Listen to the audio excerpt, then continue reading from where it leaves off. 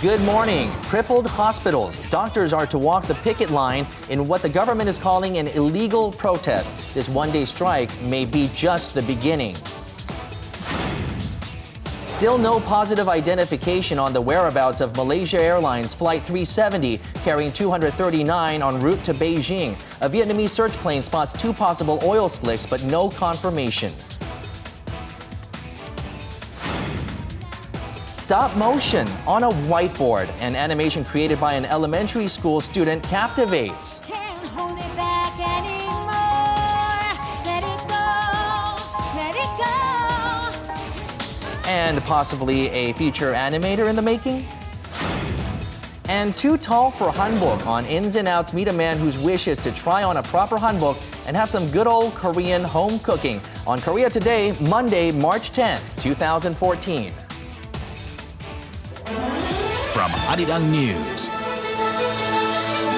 this is Korea Today. And good morning. Thank you for joining us on Korea Today. I'm Kim Young alongside Oh Jin-ju and Kim Min-jung. Good morning, everyone. Hope you had a great weekend. It was a beautiful weekend this weekend. The weather was absolutely gorgeous. Absolutely beautiful. But it was really cold this morning, and the temperatures will be fluctuating throughout the day, so do keep out for the cold. That's right. And because of the fluctuating temperatures, a lot of people are coming down with a cold. You brought home a friend. That's right. But today is not a good day to be sick on, among other days, because the doctors are going on a strike, and that is our top story this morning. Starting at 9 a.m., doctors will go on a one-day strike across the country, protesting against the government's plan to allow telemedicine and for-profit subsidiaries at hospitals. The Korean Medical Association, which has about 70,000 members, is set to stage walkouts at major hospitals and local clinics, although the number of doctors who will take part in the strike is unknown. The association says emergency and intensive care staff will not join the strike. The government is treating doctors who have been striving for the public's health and life as criminals and is threatening to punish our righteous efforts. The doctors will not give in to such unjust intimidation. The government describes the strike as an illegal act that puts the health of the public at risk and has warned that hospitals and clinics who refuse to provide treatment will face a 15-day ban in operations. The Medical Association plans to go on a full 6-day strike beginning on the 24th if their demands are not met. And following the warning of a military strike on a North Korean flag tanker by Prime Minister Ali Zaidan, Libya's Navy and pro-government militias have been dispatched to keep the tanker at bay. On Saturday, the tanker docked at the eastern terminal of Estidir, one of 3 major ports seized by rebel forces since August. The rebels have threatened to sell oil independently and are seeking autonomy as well as a greater share of the revenue. Local daily Al Wasat says the ship had loaded $36 million worth of crude oil. Prime Minister Zaidan said on Saturday the military would bomb the 37,000-ton Morning Glory if it tried to undock. And if you've been suffering from indigestion, you might be a part of the statistics. 1 out of every 10 Koreans were found to be suffering from gastritis. According to figures by the Korean National Health Insurance Service, the number of gastritis patients rose to 5.2 million in 2012, up from 4.4 million in 2008. The number of women suffering from the gastric conditions was found to be 1.5 times higher than that of men, while people in their 70s accounted for the most number of patients. Doctors attribute the large number of elderly patients to bacterial infections, which could lead to chronic gastritis.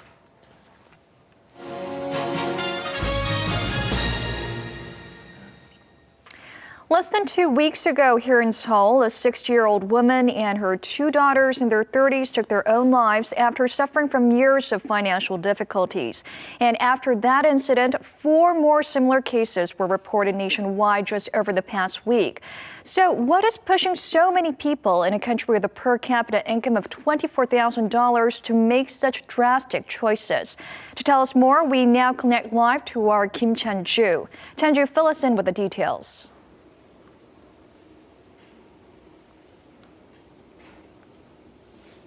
Good morning, Jinju. I'm at the 24-hour welfare support call center in Gwacheong, Gyeonggi-do Province.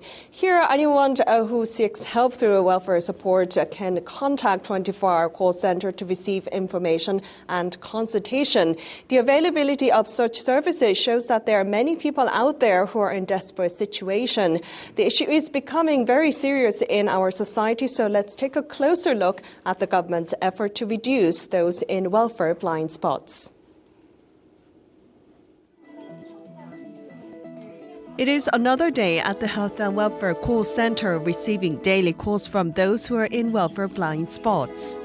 기초생활수급자의 탈수급을 지원하기 위한 목적의 제도라서요. 그런 가족 관계가 지금 단절이 되고 있다라는 것이 인정이 될 경우에는 On average, 100 calls come in during the day at the Health and Welfare Call Center.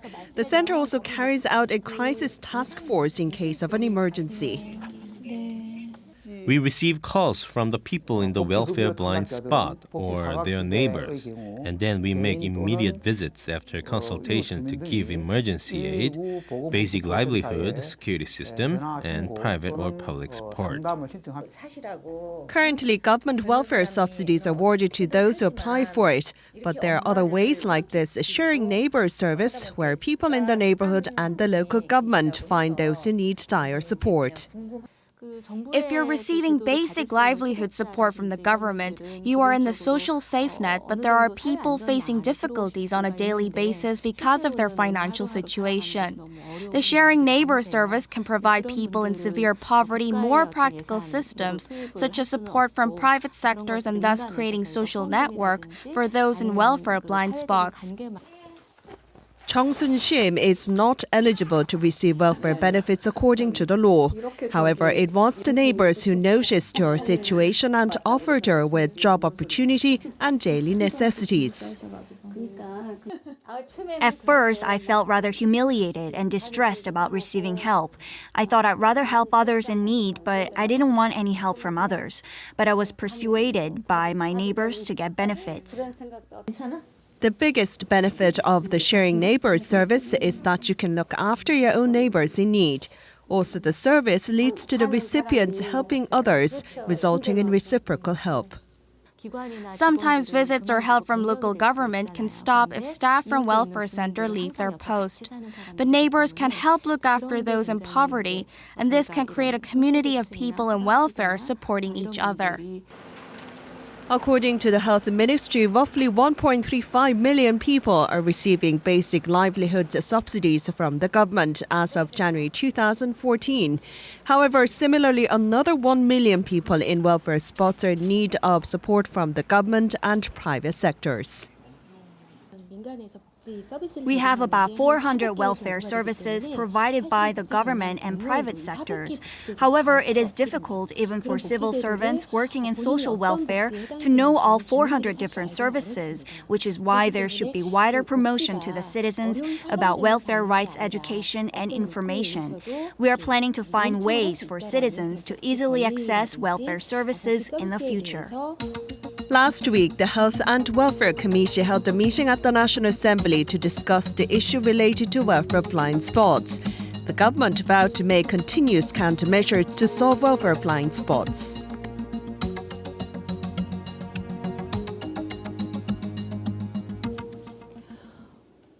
On March 3rd, the government announced its plan that it will conduct a nationwide special investigation on welfare blind spots to reduce the gap between the government and needy people. There has been busy actions over this weekend in many areas, including Busan, Jeju, and Daegu, Jeju Island and Daegu, while in the capital, Seoul, local governments have also launched its investigation team in large numbers, including Yongsan-gu with up to 1,000 team members and 470 in Seodaemun-gu. Now back to you in the studio, Jinju.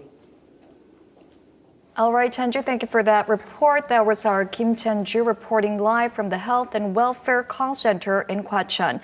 Now, Korea's annual welfare budget stands at above 100 trillion won, or $94 billion US, but blind spots in the government's welfare system do remain. To take a closer look into the cause of this and the possible measures we could think about to help those people who are excluded from government subsidies, we're now joined by Professor Helen No from Sungsil University. Welcome to the program. Thank you. We're hearing tragic stories day after day about people taking their own lives because they could no longer make a living. How does the government select those people who can receive basic government subsidies? There are mainly three eligibility criteria. One is they set the minimum living expenses, so your income has to be lower than that.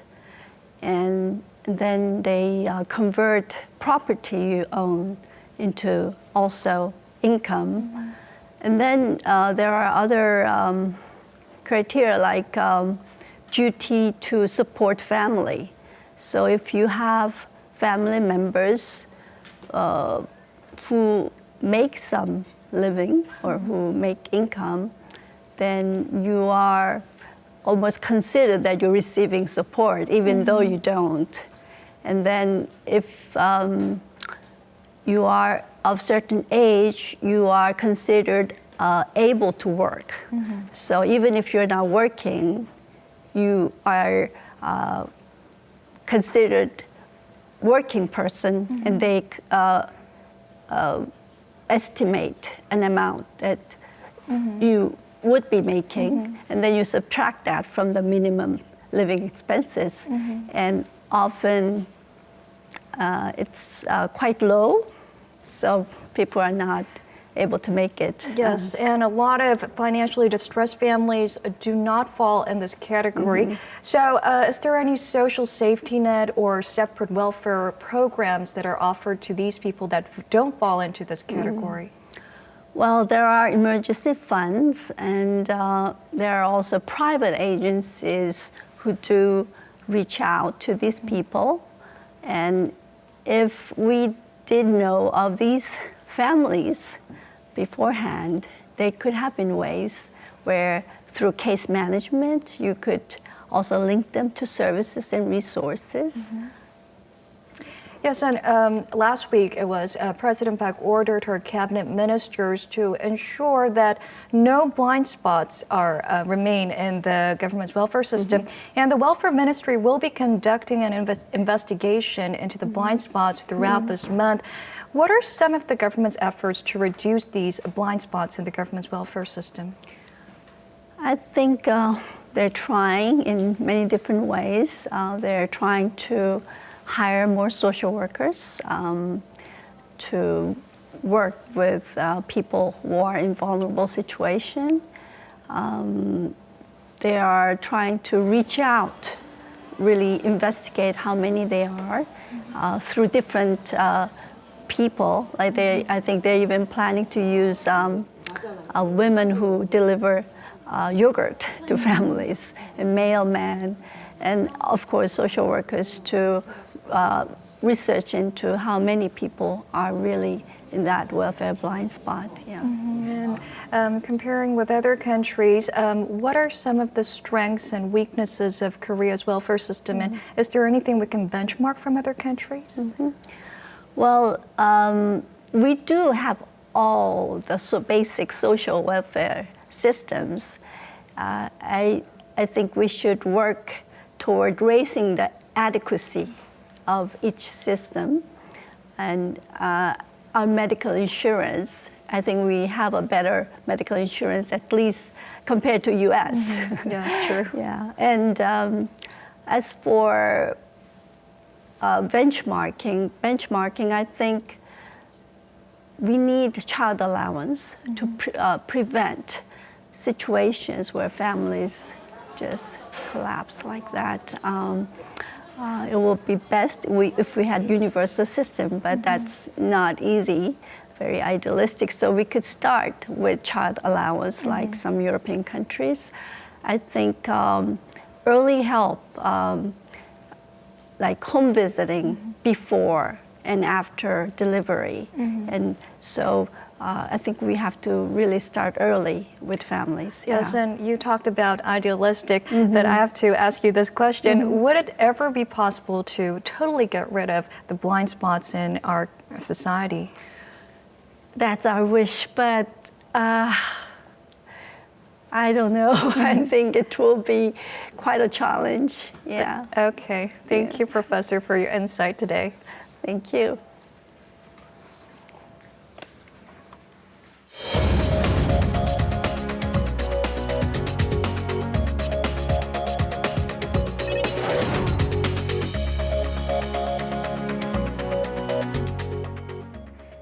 Good Monday morning. Let's run through the front pages of your newspapers. Now, many of the local papers this morning are covering the stories of the missing Malaysian flight. So let's begin with that story on Gyeongyang Shinmun first. Now, the headline here reads, 2 passengers on board with stolen passports, possibilities of a terrorist attack. Now, Malaysia's Air Force chief said yesterday that military radars indicate the missing Boeing 777 jet turned back before vanishing, as authorities were investigating up to 4 passengers with suspicious identifications as of now. On Gyeongyang Shinmun, it says 2 because earlier yesterday they confirmed 2 passports to have been stolen. Now, the revelations add to the uncertainties surrounding the final minutes of flight MH370, which was carrying 239 people when it lost contact with ground controllers somewhere between Malaysia and Vietnam after leaving Kuala Lumpur early Saturday morning for Beijing. Now, in this picture, you see an Italian tourist holding up his passport that he had got reissued over in Phuket, shocked by the fact that someone had used his original passport after stealing it from him. And now if we go over to 중앙일보, it's covering the same headline here.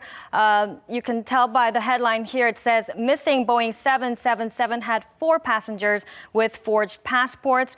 They have updated that number to 4, as I said earlier. The subheadlines say that of the 234 passengers on board, 153 of them are Chinese. Now, a massive international search has so far turned up no trace of the plane, which lost contact with the ground when the weather was fine.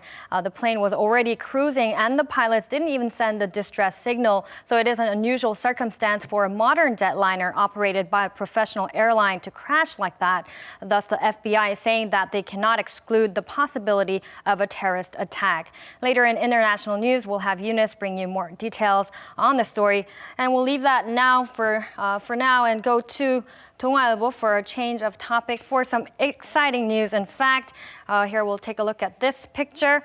The picture title, it's 2 Korean sledge hockey players celebrating after their come from behind victory over Russia. And the title reads, a beautiful Paralympics, Korean ice sledge hockey players defeat Russia. Now, the Korean sledge hockey team opened the Sochi Paralympics with a dramatic 3-2 win over the hosting country on Sunday, Korea time. Now, that's great news for Korea, the Korean team, right? It is great news, and kudos to the men because they were fighting against the Russian team. That's right, the home team. Their home country, right? So Right. it must have been really intimidating. Yes.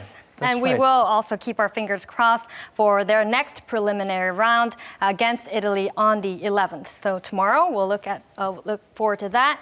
And if we go on to a different headline on the same paper here on 동아일보, the headline reads, 10 years into Korea-Chile FTA, both farmers and the government were wrong. The subheadlines say that grape farms actually earned twice as much than before, even though they had expected the farms to go pretty much out of business going paying into the FTA. Also, the huge sum of support funds for the closing fruit businesses turned out to be unnecessary as well.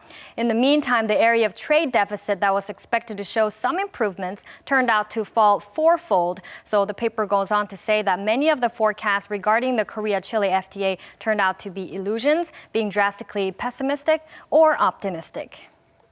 And now let's move to 조선일보 for a look at a different story here.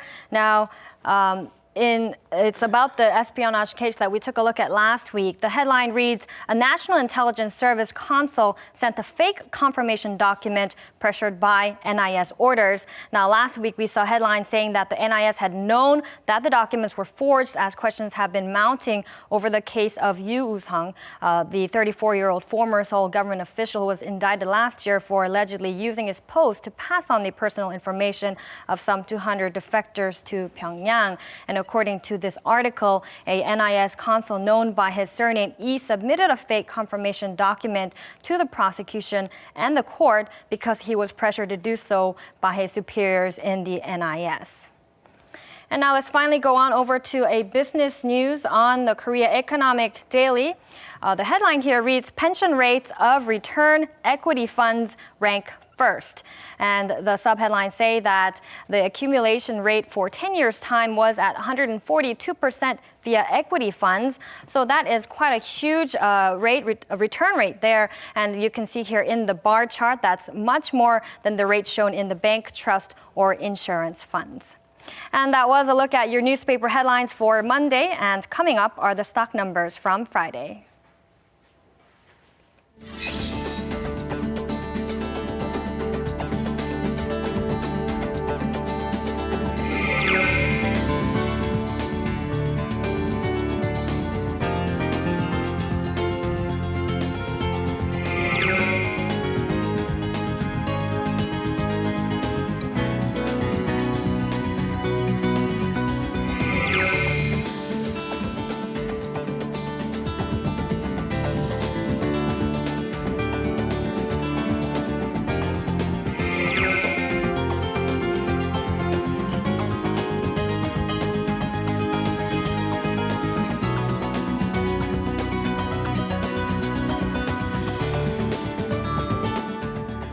Time now to get a check on the weather. The morning here in Seoul is off to a rather chilly start in the minus territory. That's right. It should rise back up to the high 10s, or not actually the 10s, the low 10s even in some areas. But we've been waiting a long time for this young lady to return and give us the weather updates. That's right. Chun Sung-cho is standing by. She is joining us from outdoors. Good morning, Sung-cho. Good morning, Tell us Sung-cho. all about today's weather.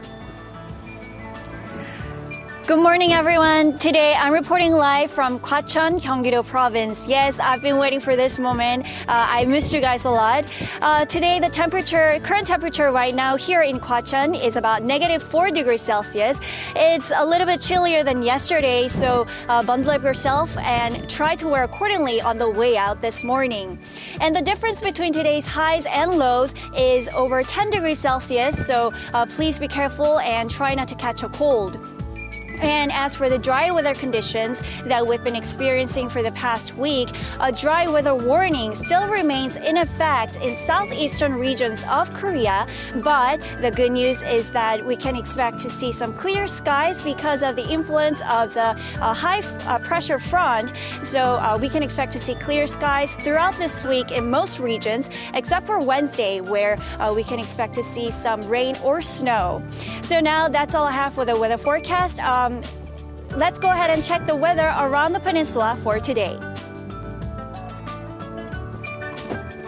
Seoul's highs are at 8, Daejeon and Jeju at 9, Gwangju at 10, Daegu and Busan the warmest at 11, and Gangneung the coolest at 7 degrees. That's all I have for the weather forecast. I'll be back later in the show.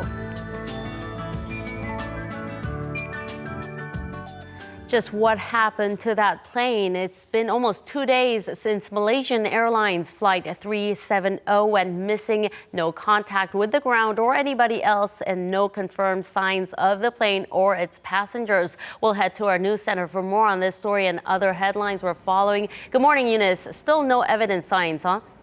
Good morning, Minjung. Right, no confirmed plane parts have yet to be identified, though we are getting reports that Vietnamese planes have spotted possible debris of the missing passenger jetliner, which search and rescue teams will likely try to confirm when the sun comes up.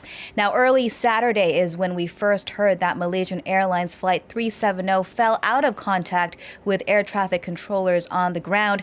The Boeing 777 was carrying 227 passengers and a crew of 12 headed to Beijing from Kuala Lumpur. Now, with teams from multiple countries, including Malaysia, Vietnam, China, and the United States participating in the search efforts, the plane is widely believed to have crashed in waters off the southern coast of Vietnam.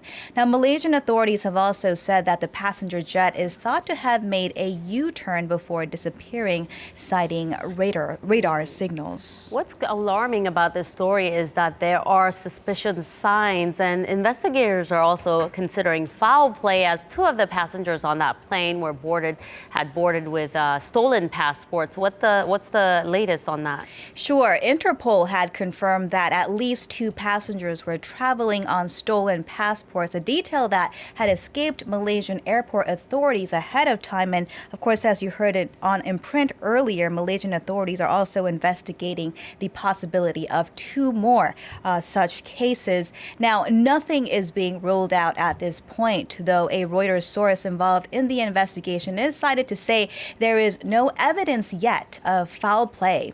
That source did say that the jetliner could have disintegrated in mid-air, citing the fact that search teams have yet been unable to find any debris so far. The source also says the aircraft is likely to have broken up at around 35,000 feet, given that fact. Now, this story will keep us guessing for several more weeks, if not months. Now, the air pollution from China, this affects those of us here in Korea as well. And I believe that there were some commitments made by the Chinese government to come up with a solution to pollution. That's right. Over in Beijing, the Chinese government has expressed its will to get tough on polluters and also vowed to toughen its environmental protection laws. Now, the commitments came in a high-level report delivered by Politburo Standing Committee member Zhang Dezhang, which also said that polluters would be held accountable for the damage they cause. And this get tough stance comes after China's Premier Li Keqiang declared war on pollution during Wednesday's session of the National People's Congress, and as the impacts of pollution has emerged as one of Beijing's key priorities.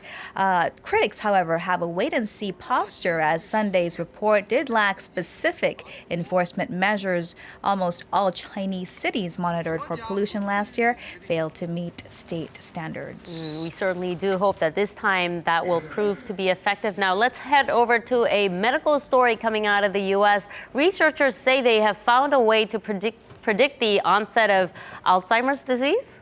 Right. Alzheimer's, as you may know, has been called the silent disease due to the fact that it's very difficult to detect the symptoms of the dementia ahead of time. Now, in most cases, Alzheimer's quietly attacks the brain for more than a decade before those symptoms can be found. And now, a team of U.S. researchers at Georgetown University say that a blood test can predict the onset of Alzheimer's. They conducted a 5-year study on 525 elderly persons, during which they examined their blood samples, and they concluded that testing levels of 10 fats in the blood could predict the risk of Alzheimer's in the following 3 years with a 90% accuracy rate. Now, with their findings published in the biomedical journal Nature Medicine, their findings would need to be repeated, and if they can be in a larger clinical trial, experts say that this would be a turning point in the treatment of dementia. This could be great news to a lot of people whose lives are affected by dementia.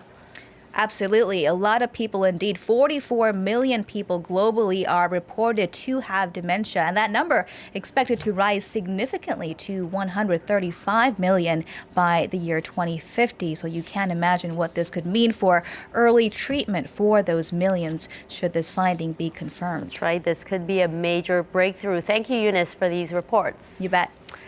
And still ahead on Korea Today, are you a big fan of the song Let It Go? Well, a stop-motion music video to Let It Go went viral, and what will shock you more is the artist and what she uses. Also, we'll take a look at how different Korean students and their American counterparts can be in any given situation. Don't go away.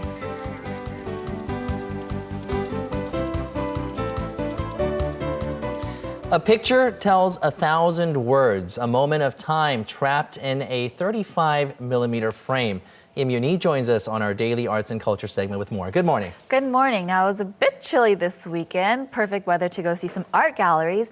Now, I have work from one photographer who really makes you think twice about the supernatural. Let's take a look.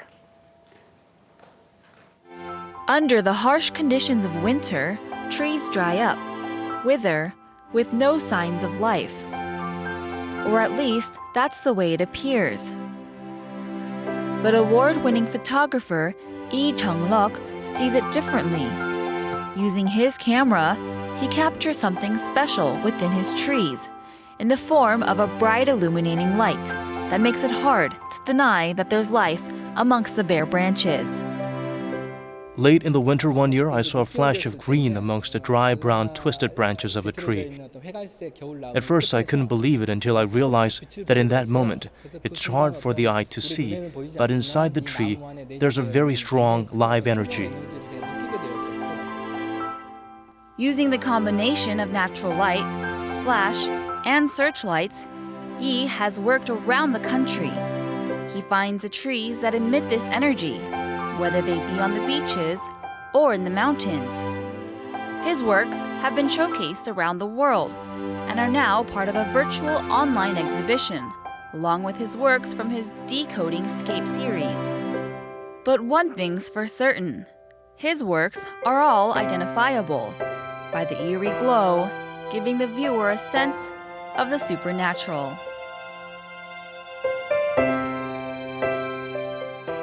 Now, the report mentions of a virtual gallery. Tell us a bit more about that. So I discovered this awesome new project online. It's called the Korean Artist Project, and on their website they feature exhibitions and work from virtual exhibitions from many different artists here in Korea. So the one we just saw in the report is part of that project. Very neat. Neat way to check out art galleries here in Seoul. Now, so you went on into this gallery, this physical gallery, and you took a tour around it. Of course, the virtual gallery must have added benefits as well, right? What are some of them? Exactly. So this virtual gallery offers archives of past galleries that have been shown here in Korea. And so not just the ones that are being shown now, but you can see ones that have been shown in the past. And so it's a great resource if you want to check out the Korean modern and contemporary art. And now it's still a growing project, so not all galleries are on there, such as the Ghana Art Center here in Seoul. Now they have colorful works from Lee Sun-yeon right now and Park Sun-kun.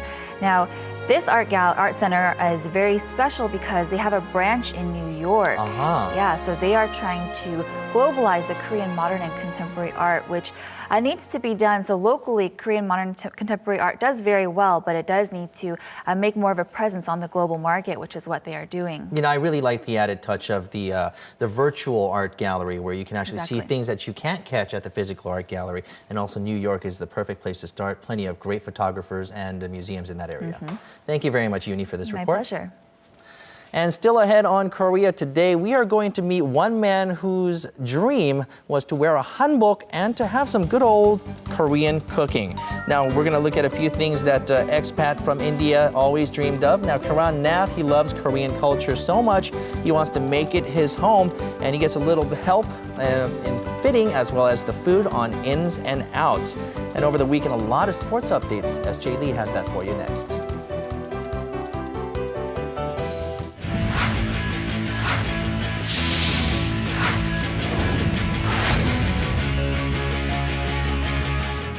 And a good Monday morning to you all as we kick things off in the ladies' European Tour, where Park In-bi tallied her very first title of the season after a convincing win at the World Ladies Championship in China. After going into the final round of the event with a nice 4-stroke lead, Park In-bi continued to storm through the 18 holes of the event as she shot a 6-under on the day to finish with 24 under overall. Of course, coming in second was her rival Suzanne Pedersen, who finished second at 19 under overall, with Yu So-yeon finishing off at third with 16 under overall. And moving over to figure skating, where after another controversial post by the IOC, they've decided to delete their article from their website. With the IOC stating that Kim Yeon-ah has accepted her loss to Adelina Sotnikova, the fans got involved once again, stating that the IOC is making up stories. While the figure queen acknowledged Sotnikova's performance, she never openly stated that she lost to the Russian gold medalist. And with that, the IOC has deleted their post as the figure skating controversy continues on weeks after the Olympics. And back here in Korea, it might have taken them 17 years, but the Changwon LG Sakers are the league champions after Sunday. That game down to the very last game of the season in the KBL as the LG Sakers were able to beat the Busan KT Sonic Boom 95-85, giving them a record of 40 wins and 14 losses, tied with Ulsan Mobis Phoebus. But with LG having a better head-to-head record, LG takes the title, claiming their first title in team history. More league champions, this time over in V-League, as the Samsung Hwaja Blue Fangs continues to dominate the league after winning their third straight league title on Sunday. Now going up against their rivals, the Hyundai Capital Skywalkers at Cheonan, Leo Martinez leads the way with 49 attack points on the day as the Samsung Hwaja Blue Fangs cruise through 3-1 as they claim their third straight league title. Now finishing off their season at 23 wins and 6 losses, the Blue Fangs now get a bye to the 2014 V-League Championship game.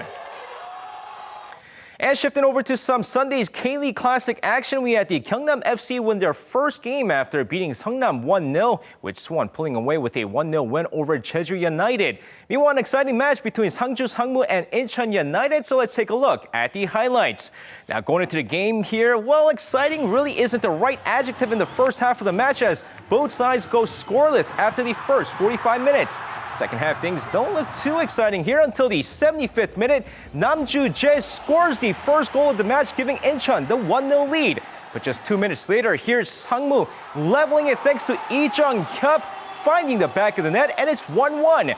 That's 4-4 to the 85th minute here. This time it's Iho, and he's gonna poke one in, and Sangmu is up 2-1. Clock winding down, and Sangmu looking to get the win here, but just 2 minutes later, once again, Lee Hyo-gyun with the equalizer, and that's your final score after 90 minutes, 2-2. And now finishing things off with the start of the spring training games in the KBO, we had the fans come out and check out how their teams look going into the new season. And looks like just after the first 2 games, the defending champions Samsung Lions are struggling with their offense as they just scored 5 runs against the 2 games against the Kia Tigers. But the Lotte Giants were packed with offense as they managed to go yard in several occasions, including a 4-home run game on Sunday as they beat the NC Dinos 14-6. Of course, the 2014 Winter Paralympics began over the weekend as well, so I will update you guys on Team Korea's podium finishes throughout the event. And with that said, that's going to do it for me. This has been SJ. Have a great rest of the day, and see you guys again for your sports needs.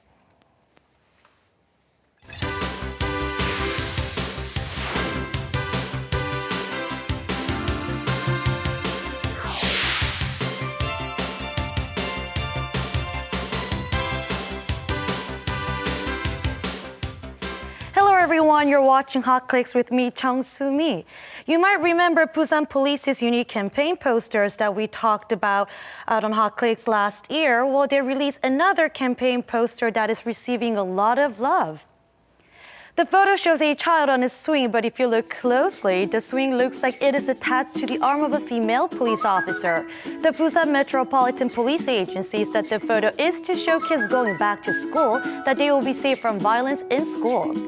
Installed in Haeundae, Busan Station, and the police department, the posters are becoming a trendy place to take photos.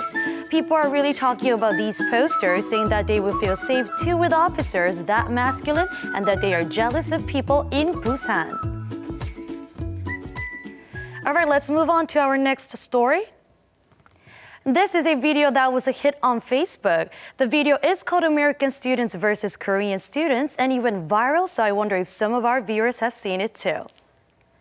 The video humorously compares the difference between Korean and American students. It depicts shy Korean students awkwardly meeting for the first time, while the American students become best friends in a matter of seconds. While Korean students cram all night and even in the shower for an exam the next day, American students barely get up in time for the class in the morning. The Korean student is devastated despite receiving high marks, but the American student is content simply passing the class.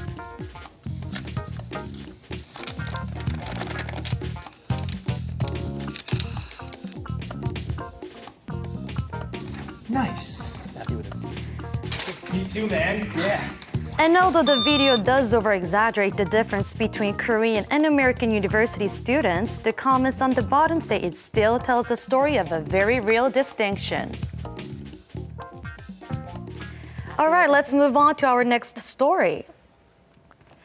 This is another story about universities. Here in Korea, schools start their year with a welcoming reception for new students, and usually they turn to drinking as a form of socializing. But this photo caught the eyes of people online because of the vastly different reception setting. The photo is of a welcoming reception held by a department at Jeonju University. All of the students in the picture are wearing traditional clothing and sitting politely. The comments say the gathering looks unique and nice, and that in the future there should be more wholesome welcoming receptions like the one in the photos. All right, let's move on to our final story for the day. Frozen set a box office record here with 10 million viewers, and more people are interested in the covers of the song Let It Go. But this new version of Let It Go has really captivated people online. It's not because of the vocal talent or fresh sound, but because of its visuals. The stop-motion animation was drawn by an elementary school student nicknamed Apple. You can even see and almost feel the subtle differences in the emotions the song conveys through the frames. You can see the effort that went into this video, as the artist had to draw, capture, and image and erase over 600 times. Calling the artist an animation genius, the comments online are not withholding any praise. All right, this is all we have for today's Hot Clicks. I'll be back with more entertaining news next week.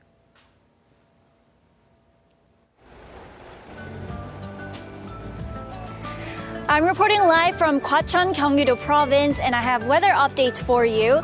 The current temperature here in Gwacheon is about -4 degrees Celsius. Though this cold snap will make our morning commute pretty chilly this morning, temperatures will peak at 8 degrees Celsius in Seoul, and Daegu and Busan the warmest at 11 degrees Celsius later in the afternoon. So it looks like it's going to be an ideal day for outdoor activities with clear skies and relatively warm temperatures. The difference between today's highs and lows is over 10 degrees Celsius, so please be careful and try not to catch a cold. That's all I have for the weather forecast. I'm Chun Song-cho, Korea Today.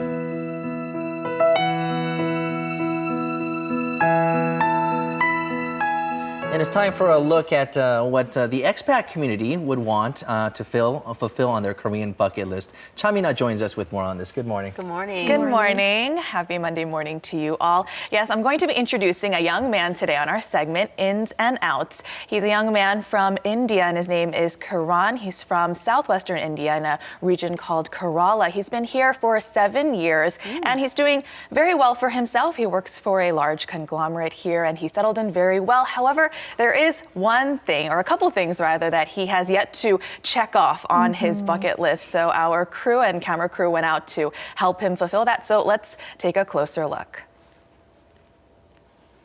Hi, my name is Kiran. I've been living in Korea for 7 years. So I would like to eat delicious food made by a Korean mother. So it'd be great if I would get a chance to wear hanbok and feel how it feels like to wear that. So can you help me do that, please? Hanbok, huh? Today we are in Suwon, Gyeonggi-do Province to meet with Kiran. Oh, hi, come on in. Welcome to my house.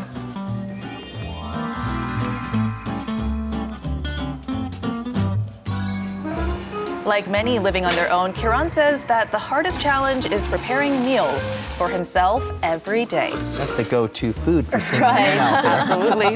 A bowl of ramen. And it's difficulties like this that make Kiran miss the meals his mother used to make. Kiran's mother would make biryani, which is an Indian-style fried rice, and dosa, a crepe-like pancake. Ooh, looks good. All my Korean friends go back to their homes during Chuseok and Solal, and they always tell me about delicious food they have at home. It is my dream to go to a Korean house and eat the food made by a Korean mother. Kiran is part of a growing group of people who live on their own and frequently eat out rather than at home. Therefore, many are becoming more nostalgic for the meals their mothers used to make, or 집밥. So Kiran headed over to a guest house. 안녕하세요. 잘 지내셨어요? Kiran 왔어. 잘 지내셨어요? That's the Korean 정, right? That This is where affection. Kiran stayed when he first came to Korea. And despite his unfamiliarity with Korean back then, he had many Korean meals here. And straight to the kitchen she goes. A home-cooked meal for Kiran. A table centered around delicious 제육볶음 and savory 된장찌개. 제육볶음 is spicy pork, right?